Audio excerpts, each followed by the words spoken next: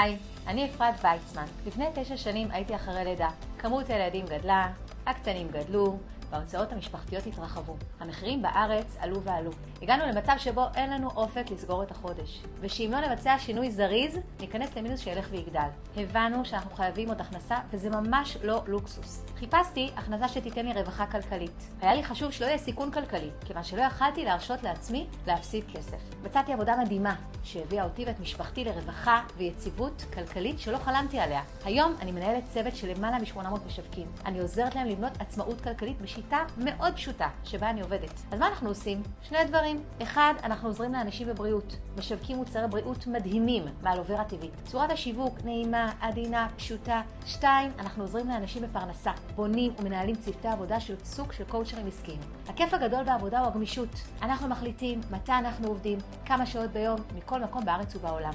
יש לנו 3 מסלולים. מסלול ראשון, בין 4 ל-5 שעות שבועיות, אפשר לבנות הכנסה בין 1,500 ל-3,000 שקלים. מסלול שני, כשעתיים ביום, אפשר לבנות הכנסה בין 3,000 ל-5,000 שקלים בחודש. למי שיש יותר זמן במסלול השלישי, אפשר להגיע לרווחים מאוד מאוד יפים. יש אצלי אנשים בצוות שמגיעים ל-6, 8, 10, 15, 20,000 שקלים ויותר. בכל אחד מהמסלולים יש ליווי אישי שלי. אז אם זה מעניין אתכם, שלחו לי בהודעה איזה מסלול רלוונטי עבורכם, ויחזור אליכם בהקדם.